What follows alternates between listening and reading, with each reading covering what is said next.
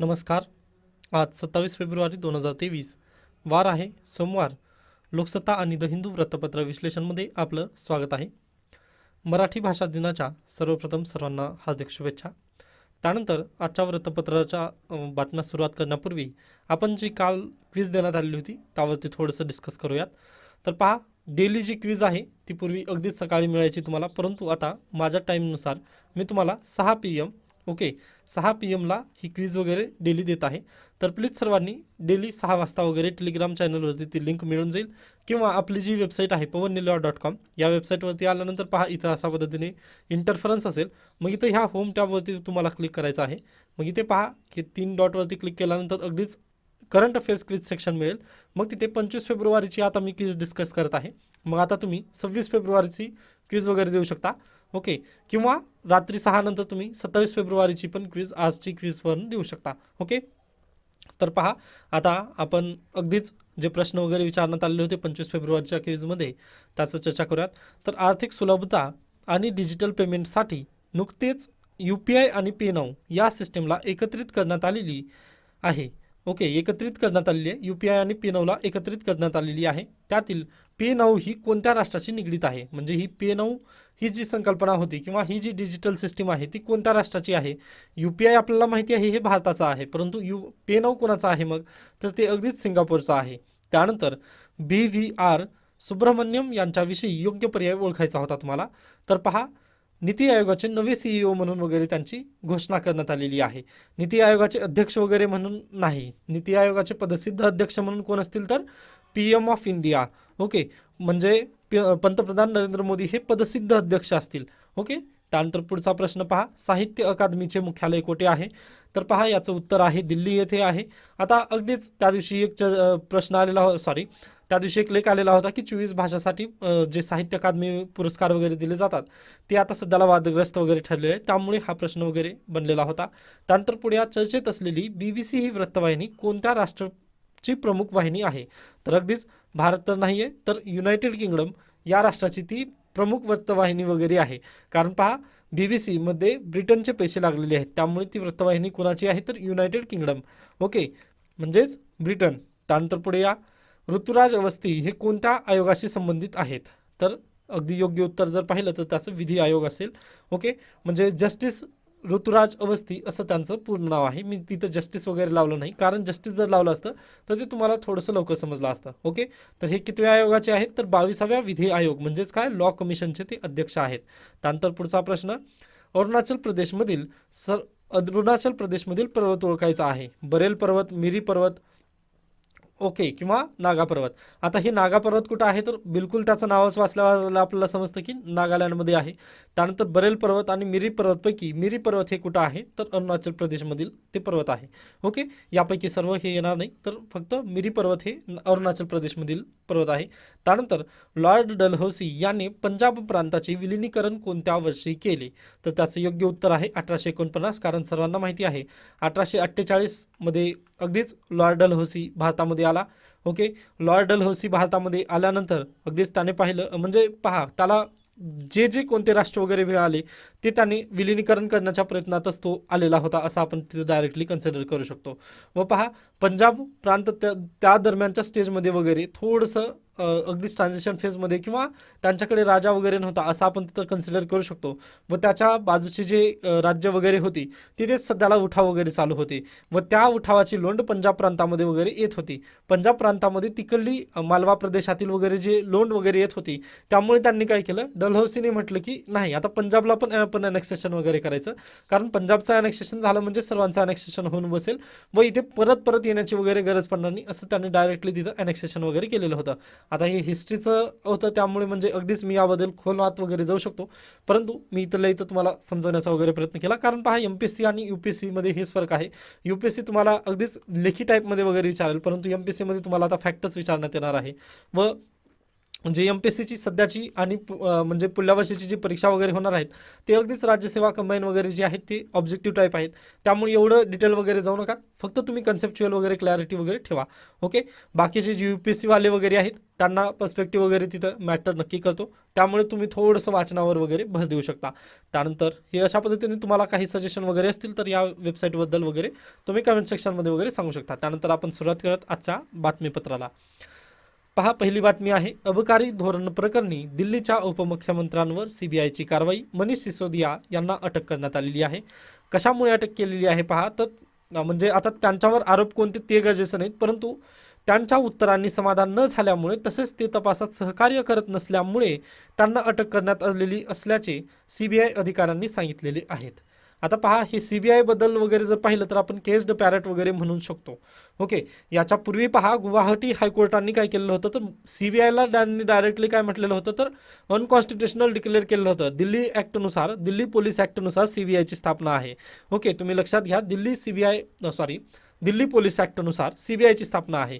व गुवाहाटी हायकोर्टाने डायरेक्टली याला नल अँड व्हाईड केलेलं होतं, म्हणजे हा कायदाच बरोबर नाही असं त्यांनी अनकॉन्स्टिट्युशनल डिक्लेअर केलं. मग पहा, त्यावरती सुप्रीम कोर्टाने पुढे चालून डायरेक्टली सुओ मोटो घेतलं, म्हणजे स्वतःहून ती केस वगैरे हायकोर्टाची केस सुप्रीम कोर्टामध्ये आली व सुप्रीम कोर्टाने ते जे जजमेंट होतं गुवाहाटी हायकोर्टाचं त्यांनी ते नल अँड व्हाईड वगैरे डिक्लेअर केलं. म्हणजे मला सांगण्याचा उद्देश हा आहे की हे CBI हे केस्ड पॅरेट आहे व जस्टिस लोढा याच्यापूर्वी होते, जस्टिस लोढा यांनी पण केस्ड पॅरेट CBIला म्हटलेलं आहे. म्हणजे पहा, आता मनीष सिसोदिया यांना जी अटक केलेली आहे त्यांनी काय म्हटले आहेत, उत्तरं समाधान न मिळाल्यामुळे. आता अगदीच असं जर पाहिलं तर हे ऑपोजिशनवरती वगैरे हल्ला आहे, परंतु तुम्हाला पण थोडंसं समजायला हवं, त्यानिमित्ताने मी घेतलेलं आहे. व याच्यापूर्वी पण लोकसत्तामध्येच लेख आलेले होते CBI कशा पद्धतीने केस्ड पॅरेट वगैरे काम करत आहे. कारण पहा, म्हणजे जरी अगदीच तुम्ही जरी न्यूट्रल वगैरे राहण्याचा प्रयत्न केला तरी पण आपल्याला इथं समजून येतं की अगदीच जे प्रकरणातील यांचं जे सक्सेस रेट आहे ते सक्सेस रेट फार कमी आहे. ओके, सक्सेस रेट फार कमी आहे व देशामध्ये हे चुकीचं चालू आहे तर त्याला आपण चुकीचं वगैरे म्हणता आलं पाहिजे, हे आपली लोकशाही वगैरे आपल्याला शिकवतच असते. त्यानंतर आणखीन जर पुढे गेल्यानंतर पहा, जे म्हणजे दरवेळेसच बोलत आहे मी की जे शिक्षा किंवा पनिशमेंट हे आपल्यासाठी वाईट नाही आहे. ओके, आता मनीष सिसोदियांना ही पनिशमेंट जर भेटली असती तर ठीक असतं, परंतु प्रॉब्लेम काय झालेला आहे, जी प्रोसिजर आहे ना, आता हे काय करतील, सुप्रीम कोर्टामध्ये पहिल्यांदा त्यांनी हायकोर्टामध्ये जातील, मग हायकोर्टामध्ये त्यांना डेट मिळत नाही, मग हायकोर्टामधून जर त्यांना बेल वगैरे रिकमेंड केलं नसेल तर ते जातील सुप्रीम कोर्टामध्ये. मग ही जी प्रोसिजर आहे ना, ती प्रोसिजरच यांना काय होते तर म्हणजे ही आहे पनिशमेंट ठरत असते. ओके, पनिशमेंट एकदाच शिक्षा झाली असती तर ते ठीक झालं असतं, परंतु ही जी प्रोसिजर आहे तीच आपल्याला थोडीशी पनिशमेंट टाईप वगैरे ठरत आहे. त्यामुळे यामध्ये पनिशमेंट संबंधी वगैरे जे बेल संबंधी कायदे वगैरे त्यामध्ये बदल वगैरे करणं हे सुप्रीम कोर्टाने सदैव म्हटलेले आहे. DY चंद्रचूड यांनी याच्यापूर्वी पण म्हटलेले आहेत की जे खालचे म्हणजे हायकोर्ट, त्यानंतर जे दिवाणी न्यायालय वगैरे आहे, जे तालुका आणि जिल्हा स्तरावरील जे न्यायालय वगैरे आहेत त्यांनी बिल देण्यासंदर्भात जे न्यायाधीश वगैरे आहेत ते कचरतात, कारण त्यांना भीती वाटते राजकीय नेत्यांची वगैरे, असं DY चंद्रचूड यांनी स्वतः म्हटलेलं आहे. म्हणजे पहा, आता एखादा म्हणजे दिवाणी न्यायालयापासून जर आपल्याला वरीपर्यंत म्हणजे सुप्रीम कोर्टापर्यंत जर जात असताना आपल्याला जर तेवढं म्हणजे बेल पिटिशन वगैरे करावे लागत असतील तर ते आपलं कुठंतरी म्हणजे प्रोसिजर जी आहे ती खूपच हे आहे आपल्यासाठी म्हणजे त्रासदायक वगैरे आहे, हे आपण तिथं म्हणू शकतो. त्यानंतर नेक्स्ट न्यूज घ्या. अधिवेशन वादळी ठरण्याची चिन्हे, विरोधी पक्ष आक्रमकच्या भूमिकेत आहे, मुख्यमंत्र्यांचे विरोधकांना आव्हान.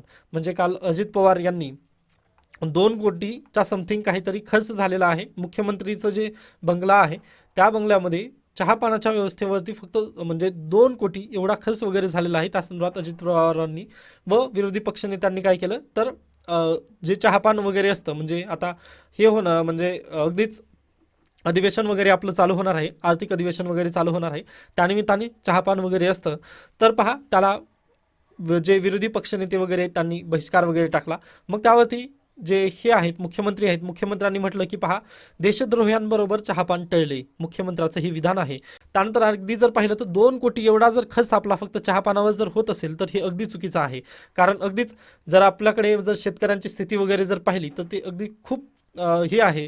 व त्यानंतरच आता पहा, अल निनो यावर्षी ॲक्टिव्ह वगैरे होण्याची ह्यामध्ये आहे, ॲक्टिव्ह वगैरे होणार आहे अल निनो. ओके, मग ते जर अल निनो जर आपल्या भारतामध्ये जर आला, म्हणजे सॉरी, जर अल निनो जर ॲक्टिव्ह झाला तर भारतामध्ये यावर्षी दुष्काळ पडेल व महागाई, आज जेवढी महागाई आहे त्याच्या दुप्पट महागाई वगैरे पुढल्या वर्षी वगैरे जास्त होईल. म्हणजे हे चिन्हे वगैरे दिसत असताना अशा पद्धतीचं वगैरे भूमिका वगैरे घेणं हे अगदी चुकीचं ठरतं. म्हणजे 2 कोटी आता खर्च करतील, परंतु 2 कोटी वगैरे एवढा छापानावर वगैरे खर्च करणं हे अगदी चुकीचं आहे असं माझं मत आहे. कारण पहा, आपला टॅक्स पेयरचा पैसा आहे, तो किती जरी केलं तर टॅक्स पेयरचा पैसा आहे. आता पहा, केंद्र सरकारने काय केलेलं आहे तर 7 लाखपर्यंत तुमचं टॅक्स वगैरे रिबीट केलेलं आहे, म्हणजे 7 लाखपर्यंत तुम्हाला टॅक्स नाही आहे. परंतु हे सामान्य नागरिकाला वगैरे फायदा आहे का याचा, तर बिलकुल फायदा नाही आहे. कारण पहा, 4% व्यक्तीच आपल्या भारतामध्ये टॅक्स भरतात. किती, फक्त 4% लोक इन्कम टॅक्स भरतात आपल्या भारतामध्ये. बाकीचे काय आहेत मग, तर इनडायरेक्ट टॅक्स भरतात GST वर वगैरे. आता पहा, तुम्ही साबण घ्यायला जर गेलात दुकानामध्ये तर साबणवरती काय असतं तर GST लागतं. किंवा आता एखादी पेन जरी घ्यायला गेलात, आता पेनवरती लागणार नाही, म्हणजे जर तुम्ही मोठी ट्रायमॅक्सची पेन वगैरे जर घ्यायला गेलात तर त्यावरती देखील GST वगैरे लागेल. ओके, किंवा लॅपटॉप वगैरे घ्यायला गेला, म्हणजे प्रत्येक गोष्टीवर तुम्हाला, साधारण बिस्किट पुडा, आता पार्लेजी पूर्वी पहा एवढा मोठा तरी नक्कीच होता, आता त्याचा फक्त अर्धा झालेला आहे. पूर्वी 2.5 रुपयाचा जो बिस्किट पुडा होता आपला पार्लेजी, तो आता 5 रुपयाला विकत मिळतो आपल्याला. म्हणजे झालेलं काय आहे तर GST तिथं लागत आहे.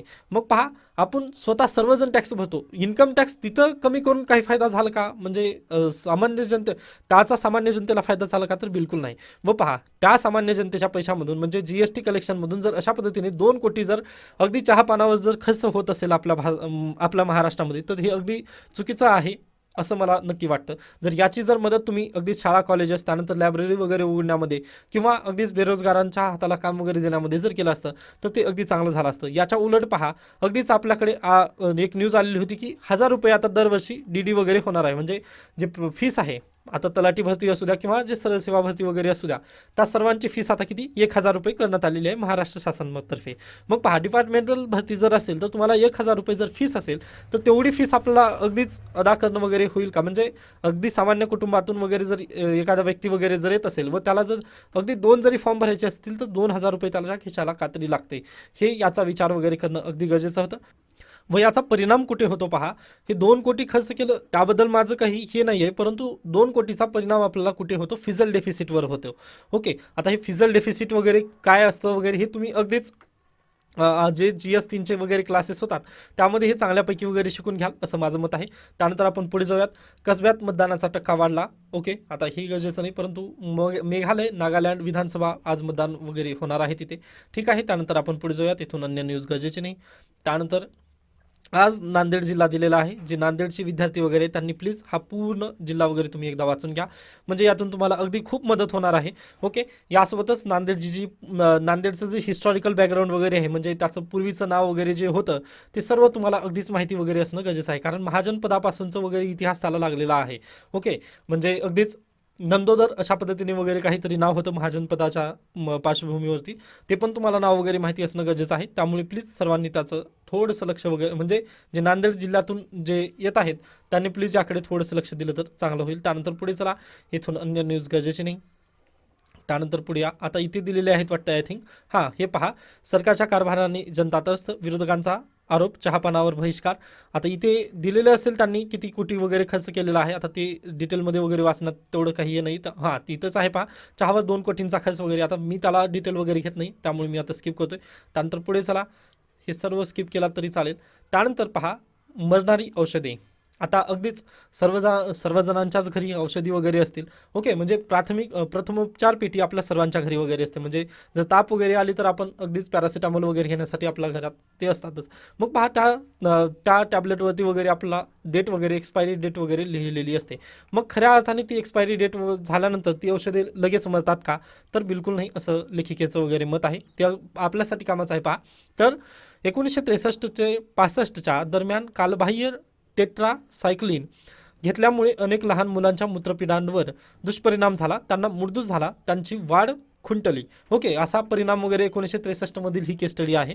मग त्यानंतर पहा, 1979 साली अमेरिकेच्या अन्न औषध नियंत्रण विभागाने प्रत्येक औषधावर त्याच्या कालबाह्यतेची तारीख म्हणजेच एक्सपायरी डेट छापणं सक्तीचं केलं. कधीपासून, 1979. ओके, याला जर हायलाईट केलं तर पहा, 1979 पासून हे कंपल्सरी वगैरे करण्यात आलेलं आहे. बरोबर.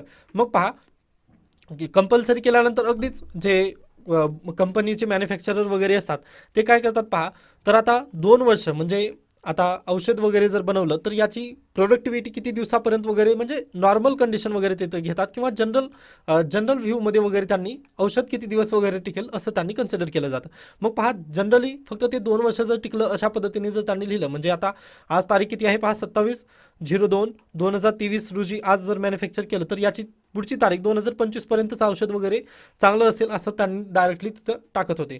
मग याचा परिणाम काय झाला पहा, आता अगदीच 2025 येऊन गेला, मग 25 आल्यानंतर अगदी तुम्हाला पण वाटलं आता म्हणजे तुमचं जर त्या औषधाकडे वगैरे जर नजर पडली मग ते औषध टाकून द्यावं लागतं. व पहा असंच झालेलं होतं अमेरिकेमध्ये जे सैनिक वगैरे आहेत, अमेरिकेचे जे सैनिक डिपार्टमेंट वगैरे आहे म्हणजे डिफेन्स फोर्सेस वगैरे आहेत त्यांच्यासाठी जे औषध वगैरे आहे ते बल्कमध्येच ते उचलायचे.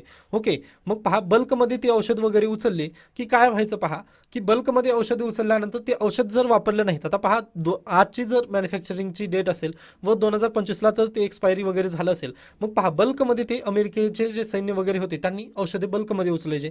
मग बल्कमध्ये उचलल्यानंतर ते औषधाचं त्यांनी वापरच जर नाही केला तर ते औषध कसं राहायचे, तर ते तसेच राहायचे पडून. मग तसेच पडून राहिल्यानंतर म्हणजे त्यावरतीचा जो खर्च वगैरे होणार होता तो अगदी खूप व्हायचा. औषधांवरती आज पण तुम्हाला माहिती आहे की खर्च भरपूर होतो. मग तो औषधाचा खर्च वगैरे पाहतात त्याचं म्हणजे बेनिफिट वगैरे काही मिळत नसायचं. ओके, कारण एक्सपायरी झाल्यानंतर ते कुणाला देता पण यायचं नाही वगैरे, हे सर्व त्याला खर्चा वगैरे जास्त होत होता. मग यासाठी पहा 1986मध्ये साठवणीचा कालावधी वाढवायचा प्रकल्प shelf light life experimental sorry shelf life extension program त्यांनी चालू केला. म्हणजे हे अमेरिकेमधील कोण सैन्य दलांनी वगैरे हे चालू केला म्हणजे त्यांची केस स्टडी वगैरे आहे. 1985मध्ये त्यांनी कालबाह्यतेचा शिक्का बसलेल्या औषधांतील धुगधुगी शोधली. 84% औषधं शिक्क्यांची तारीख उलटल्यानंतरही 5 वर्ष किमान 90% काम करतात हे त्यांच्या ध्यानात आल्यावर त्यांनी 1986मध्ये शेल्फ लाईफ एक्सटेन्शन प्रोग्राम वगैरे चालू केला. म्हणजे 1985मध्ये त्यांना समजलं की पहा प्रत्येक औषध वगैरे एक्सपायरी डेट झाल्यानंतर म्हणजे 2025ची जी तारीख संपल्यानंतर लगेच ते एक्सपायर वगैरे होत नाहीत, तर 5 वर्षामध्ये त्यांना काय होतं तर ते दमादमाने वगैरे 5 वर्षानंतर देखील 90% ते काम करतात असं त्यांचं निष्कर्ष वगैरे तिथे त्यांच्या समोर आलं. ओके, मग त्यांनी काय केलं, मग त्याची शेल्फ लाईफ एक्सटेन्शन वगैरे वाढवण्यावर त्यांनी भर दिला. मग ते कसं वाढवायचं पहा, आपल्यासाठी पण हे गरजेचं आहे कारण आपण पण सामान्य कुटुंबातून आहोत. व पहा आपल्याजवळ जर पॅरासिटामॉलची गोळी वगैरे असेल तर तिला जर आपण ते बंद पाकिटामध्ये जर ठेवलं तर ते चांगलं असतं. व त्यानंतर पहा डायरेक्ट सनलाईट वगैरे जे असतं त्यामध्ये पण तुम्हाला ते ठेवायचं नसतं. ओके, म्हणजे जर तुम्ही कूल प्लेसेसमध्ये वगैरे जर ठेवलात, कूल आणि ड्राय प्लेसेसमध्ये वगैरे किंवा त्या औषधावरच असतं पहा. आता जसं तुम्ही डोळ्यासाठी वगैरे जे हे असतात ड्रॉप वगैरे असतात त्यामध्ये तुम्हाला दिलेलं असतं पहा कूल अँड ड्राय प्लेस वगैरे तिथं ठेवा, अशा पद्धतीने त्यांनी टेम्परेचर वगैरे लिहून देतलेलं असतं.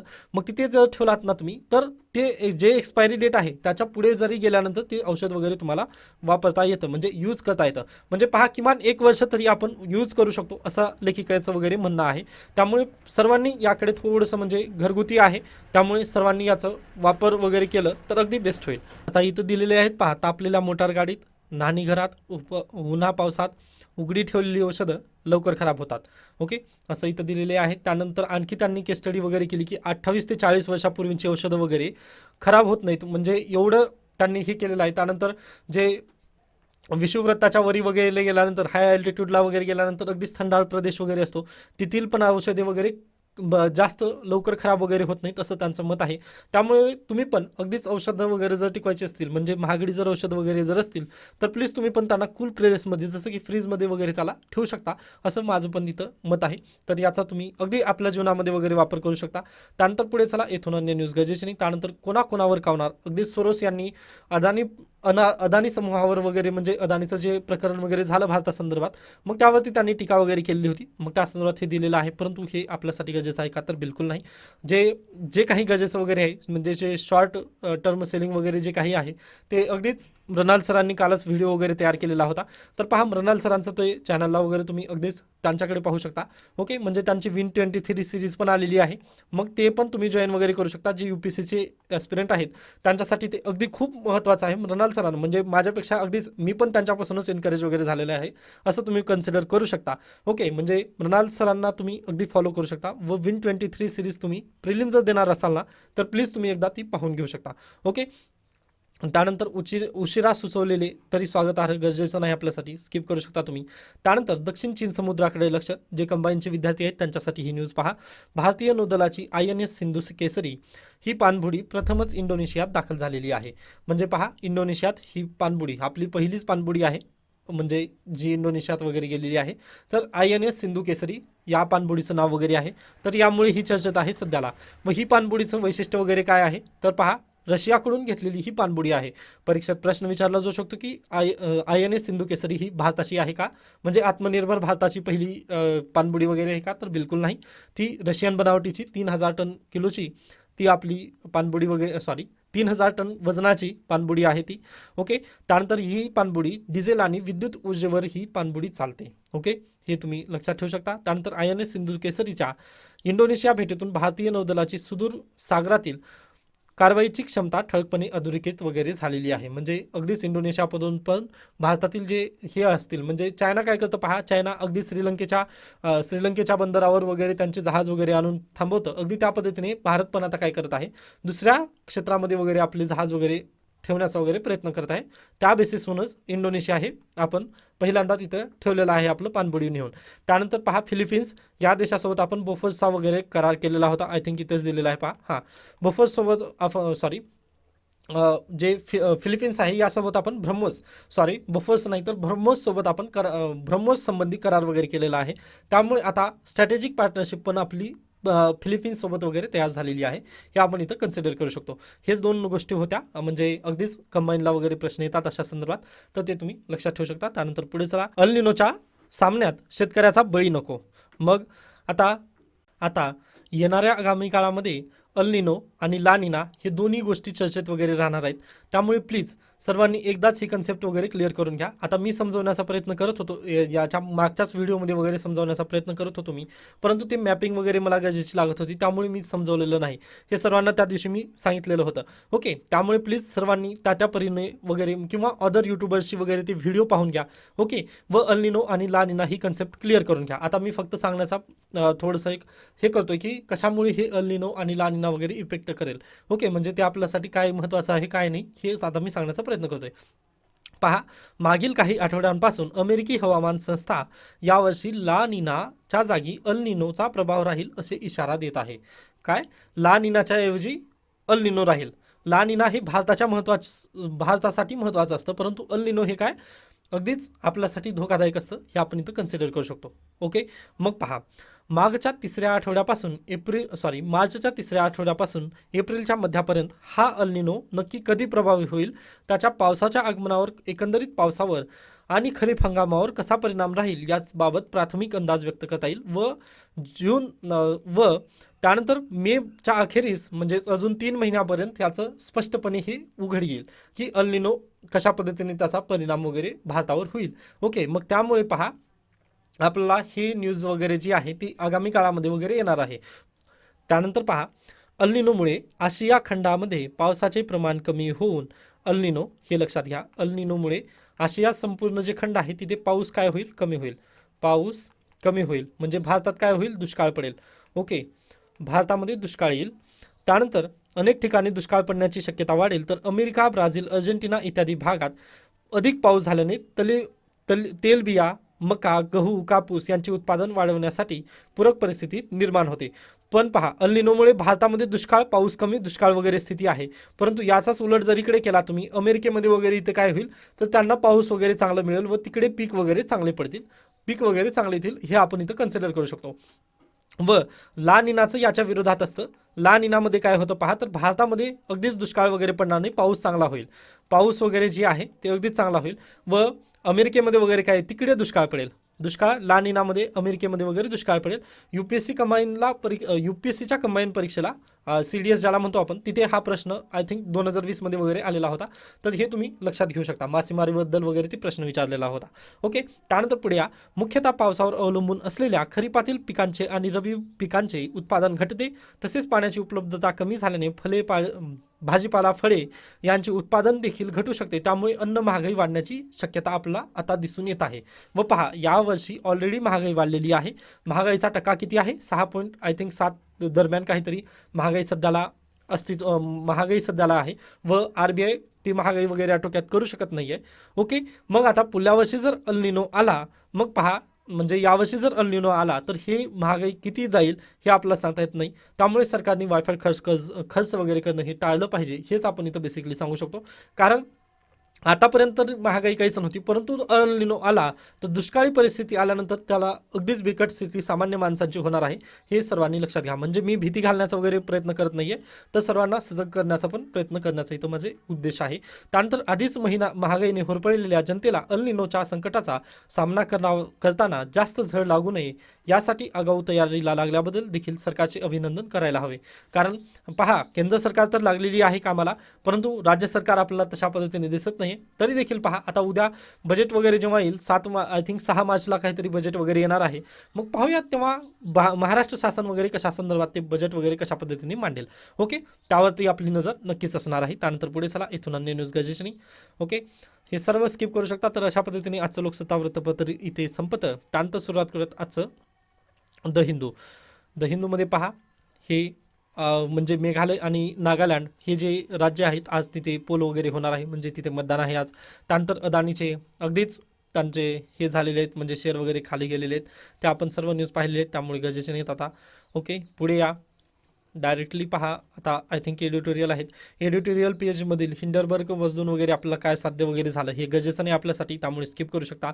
त्यानंतर ओपिनियन पेजवरती toward transparency in OTT regulation हा एक लेख आलेला आहे, अगदी चांगला आहे. म्हणजे थोडाफार 2-4 पॉईंट वगैरे यातून मिळाले, ते पाहूयात. तर पहा, 2 वर्ष झाले जे IT रेग्युलेशन किंवा OTTसाठी गाईडलाईन्स वगैरे आलेले आहेत. त्या OTT गाईडलाईन्सचं नाव काय पहा, information technology intermediate guidelines and digital media ethics code rules 2021मध्ये हे लागू करण्यात आलेल्या होत्या, म्हणजे त्या आलेल्या होत्या. तरी देखील आज परिस्थिती वगैरे बदललेली आहे का, तर बिलकुल नाही. नेटफ्लिक्स घ्या किंवा ZEE5 घ्या किंवा अगदीच अन्य कोणतं जे OTT प्लॅटफॉर्म वगैरे तुम्ही यूज करता, त्यामध्ये जे व्हल्गर शब्द वगैरे वापरले जातात त्याबद्दल रेग्युलेट वगैरे करण्यात आलेलं आहे का, तर ते बिलकुल नाही. हे आपलं इथं तर पहा, या 2021च्या जे डिजिटल मीडिया एथिक्स कोड वगैरे आहेत त्यामधून काय काय यांनी मॅन्डेटरी वगैरे केलेलं होतं ते पाहूया आता अगोदर. तर पहा, प्रत्येक सिरीज किंवा प्रत्येक मूवी वगैरे जर आली OTT प्लॅटफॉर्मवरती, तर त्यावरती अंडर UA म्हणजे हे सर्टिफिकेट वगैरे असतं पहा, UA 13+ ऑर हायर वगैरे हे करणं वगैरे, त्यावरती शिक्कामोर्तब वगैरे करणं गरजेचं आहे. त्यानंतर ॲडल्ट वगैरे करणं हे गरजेचं आहे. ओके, म्हणजे जर असं असतील, म्हणजे ही मूवी जर UA 30+ वगैरे जर असतील, तर याला पॅरेंटिंग कंट्रोलचं लॉक वगैरे असणं पण गरजेचं असं त्यांनी मॅन्डेटरी वगैरे केलेलं आहे. म्हणजे पहा, आता ZEE5 वगैरे जर तुम्ही ॲप्लिकेशनमध्ये वगैरे जर केला तर तिथं किड्सचं ऑप्शन असतं किंवा नेटफ्लिक्समध्ये पण आहे ते. ओके, मग त्यावरती किड्ससाठी वगैरे वेगळं सेक्शन व ॲडल्ट सेक्शन वेगळं अशा पद्धतीने त्यांनी हे केलेलं आहे. मग पहा, अंडर 13+ जर असेल तर तिथं पॅरेंटिंग लॉक वगैरे असणं गरजेचं आहे. त्यानंतर अंडर 18 म्हणजे अगदीच ॲडल्टसाठी, अंडर 18 म्हटलं मी, तर ॲडल्ट सेक्शनसाठी पण वेगळं तिथं लॉक वगैरे असणं गरजेचं आहे. असं मॅन्डेटरी केलेलं होतं 2021च्या कोडमध्ये वगैरे, परंतु ते अद्याप म्हणजे त्यांनी ते एक तेवढं हे केलेलं आहे. परंतु त्याच्यानंतर म्हणजे त्यांनी हे काय केलेलं आहे, ही जी पॉलिसी वगैरे होती याला त्यांनी मॅन्डेटरी वगैरे केलेलं आहे व त्याचा वापर म्हणजे त्यांनी इम्प्लिमेंटेशन वगैरे त्यांनी केलेलं आहे. नेटफ्लिक्सने वगैरे ते इम्प्लिमेंटेशन केलेलं आहे. परंतु तुम्ही याच्या पुढे गेल्यानंतर पहा, the OTT rules were notified in 2021. This is little awareness about them among the general public. The rules mandated the display of contact details relating to grievance redressal mechanism and grievance officers on OTT website interference. पण पहा, ही जी grievance redressal mechanism वगैरे आहे याबद्दल यांनी अद्याप काही action वगैरे घेतलं आहे का, हे तर बिलकुल घेतलं नाही आहे. ओके, हे ॲक्शन वगैरे त्यांनी घेतलं, फक्त हे तेवढं त्यांनी घेतलेलं आहे की किड्ससाठी वेगळं सेक्शन वगैरे त्यांनी आणलेलं आहे नेटफ्लिक्स आणि ZEE5ने वगैरे. ओके, OTT प्लॅटफॉर्मनी फक्त एक रूल वगैरे त्यांनी इम्प्लिमेंट केलेला आहे, अन्य रूल वगैरे त्यांनी अगदी तसंच सोडलेले आहेत. मग त्यासाठी आता त्यांच्यावरती म्हणजे नीड फ्रॉड ट्रान्सपरन्सी वगैरे त्याची गरज वगैरे आहे असं लेखकाचं वगैरे म्हणणं आहे. मग त्यांनी दिलेलं आहे पहा सोल्युशन वगैरे, a periodic adult of the actual existence and efficiency of access controls and age verification mechanism and the display of grievance redressal details by each OTT platform may be undertaken by the independent body. Okay, मग पहा, त्यासाठी त्यांनी अगदीच जे जे अगदीच childhood वगैरे आहेत त्यांनी अगदीच ॲडल्टरी सेक्शन वगैरे पाहू नये यासाठी आणखी त्यामध्ये बदल वगैरे करणं किंवा ट्रान्सपरन्सी वगैरे आणणं हे गरजेचं आहे असं लेखकाचं वगैरे त्यामध्ये म्हणणं आहे. त्यानंतर मिनिस्ट्री मग यासाठी पहा काय करू शकता तर the ministry could consider facilitating a dedicated umbrella website where in the details of applicable rules त्यानंतर content codes advisories contact details. Okay, मग पहा आता हे जर कंपनी वगैरे जर आणत नसेल म्हणजे पहा नेटफ्लिक्स स्वतःहून जर ग्रीव्हियन्स रिड्रेसल मेकॅनिझम वगैरे जर आणत नसेल तर त्यासाठी लेखकाचं वगैरे एक मत आहे की अम्ब्रेला म्हणजे अम्ब्रेला कसा असते पहा तर अशा पद्धतीने अम्ब्रेला असते असं आपण कन्सिडर करू शकतो व हे अशा पद्धतीने अम्ब्रेला असते बरोबर. मग पहा ही छत्री असतं अगदी त्याच पद्धतीने अम्ब्रेला वेबसाईट तयार करावी म्हणजे एक छत्री. ओके, म्हणजे एकाच छत्रीखाली सर्वजण येतील. ओके, एका छत्रीखाली भरपूर जण मावू शकतात अगदी त्या पद्धतीने इथे एकाच वेबसाईटमध्ये सर्व OTP प्लॅटफॉर्म वगैरे येतील. ओके, हे हे अम्ब्रेला वेबसाईट कोणी तयार करायची तर अम्ब्रेला वेबसाईट तयार करायची गव्हर्नमेंट ऑफ इंडियाने. ओके, गव्हर्नमेंट ऑफ इंडियाने ही वेबसाईट तयार करायची व या वेबसाईटवरती सर्व रूल्स वगैरे टाकायचे. ओके, या वेबसाईटवरती सर्व रूल टाकायचे. त्यानंतर यांचे कॉन्टॅक्ट डिटेल्स वगैरे टाकायचे. त्यानंतर ग्रीव्हियन्स रिड्रेसल मेकॅनिझम टाकायचे. त्यानंतर टोकन नंबर वगैरे द्यायचं. हे सर्व एकत्रच वगैरे करण्याचं काम असं करावं असं लेखकाचं वगैरे इथं म्हणणं आहे. मग हेच तुम्ही सजेशन जे आहे तुमचं जर इंटरव्ह्यूमध्ये वगैरे जर प्रश्न विचारला की OTT प्लॅटफॉर्म वगैरे सध्याला रिड्रेसल मेकॅनिझम वगैरे तयार करत नाहीत तर त्यासाठी आपण काय करू शकतो का तर मिनिस्ट्रीने वगैरे त्यामध्ये थोडासा पाठपुरावा करावा असं आपण तिथं लिहू शकतो. ओके, किंवा तिथं सजेशन वगैरे त्यामध्ये तुम्ही देऊ शकतो. व आता बाकी इथं तेच दिलेलं वगैरे डिटेल्स आहेत ते आता मी डिटेल्समध्ये पूर्ण जात नाही आहे. ओके, त्यानंतर पुढे चला.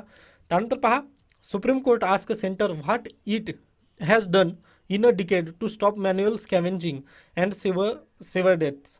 पहा यावर्षी 2023च्या बजेटमध्ये मॅन्युअल स्कॅव्हेंजिंग ऐवजी आता जे म्हणजे नालासफाई वगैरे आहे ती यंत्रानुसार वगैरे करायचं असं त्यांनी ठरवलेलं आहे. कधी 10 वर्षापूर्वीच जजमेंट आलेलं होतं पहा सुप्रीम कोर्टाने 10 वर्षापूर्वी कोणती केस होती पहा तर सफाई कर्मचारी आंदोलन आणि others versus union of India या केसमध्ये सुप्रीम कोर्टाने 10 वर्षापूर्वी सांगितलेलं होतं सेंट्रल गव्हर्नमेंटला की तुम्ही यंत्राचा वगैरे तिथं वापर करा न की ह्युमनचा वगैरे तिथं वापर करू नका किंवा ह्युमनचं शोषण वगैरे तिथं करू नका असं सुप्रीम कोर्टाने सांगितलेलं होतं. तरी देखील सेंट्रल गव्हर्नमेंटनं ते ऐकलेलं आहे का तर बिलकुल नाही. व 10 वर्षानंतर पहा ते आत्ता ऐकलेलं आहे. म्हणजे अगदीच आपल्याला पाहता येतं की पॉलिसी मेकिंगचं इथं फ्लो कशा पद्धतीने चुकत आहे. म्हणजे पॉलिसी मेकर्स वगैरे आहेत ते कशा पद्धतीने सुप्रीम कोर्टाचं वगैरे ऐकत नाहीत म्हणजे कंटेम्प्ट ऑफ कोर्ट वगैरे इथं होत आहे हे आपण इथं बेसिकली सांगू शकतो. मग पहा आता जे गव्हर्नमेंट ऑफ इंडियाला आहे त्यांनी क्वेश्चन वगैरे विचारलेला आहे. मग गव्हर्नमेंट ऑफ इंडिया रिप्लाय काय देईल वगैरे ते आपण नक्की पाहूयात. तरी देखील तुम्हाला लक्षात असायला हवं की 2023च्या बजेटमध्ये त्यांनी काय केलं आहे की जे हे आहेत म्हणजे म्युनिसिपल कॉर्पोरेशन वगैरे आहेत तिथे त्यांनी जे नालासफाई वगैरे आहे ती आता अगदीच यंत्रानुसार वगैरे होईल असं त्यांनी सांगितलेलं आहे. परंतु आता पहा प्रत्येक जे महानगरपालिका वगैरे आहे त्यांना ते यंत्र वगैरे खरेदी करण्यासाठी आता किती बजेट वगैरे लागेल व त्यानंतर ते कधी इम्प्लिमेंट होईल ते पण आपल्यासाठी एक चॅलेंजच आहे असं तिथं म्हणू शकतो. म्हणजे 2023मध्ये त्यांनी आता प्रस्ताव आणलेला आहे. मग याचं इम्प्लिमेंटेशन करण्यासाठी आपलं 2025 तरी नक्की उघडेल असं आपण तिथं म्हणू शकतो. ओके, त्यानंतर पुढे चला. इथून अन्य न्यूज गरजेचे नाही. ओके, स्किप करू शकता. त्यानंतर पुढे या. इथून पण गरजेचं नाही. त्यानंतर पहा टेक्स्ट आणि कंटेक्स्ट पेजवरती आपण कालच पाहिलेलं आहे हीट वेव्हचं तापमान वगैरे किती असतं हे सर्व त्यांनी दिलेलं आहे. ओके, आता मी ते घेणार नाही आहे कारण अप्लाइड मिनिंग वगैरे काय असतं हे पण मी त्या दिवशी सांगितलेलं होतं की सॅटेलाईटद्वारे हे तयार करता येत नाही तर कुठून IMD या डिपार्टमेंटद्वारेच हे तयार होतं. तर पहा इथे पण तेच दिलेलं आहे की IMDचा रोल वगैरे यामध्ये काय काय असतो. ओके, आता जर शक्य झालं तर तुम्ही वाचू शकता किंवा कालचा व्हिडिओ तुम्ही पाहून घेऊ शकता त्यामध्ये मी दिलेलं आहे जे गरजेचं होतं ते. ओके, त्यानंतर हे अगदीच गोडॅडीचं हे दिलेलं आहे म्हणजे सायबर अटॅक ऑन गोडॅडी वगैरे मग ते पण आपल्यासाठी गरजेचं नाही त्यामुळे मी याला पूर्णतः स्किप करतोय. तर अशा पद्धतीने आजचं लोकसत्ता आणि द हिंदू वृत्तपत्र ते संपतं. याबाबत काही शंका काही सजेशन असतील तर तुम्ही नक्की मला सांगू शकता. धन्यवाद.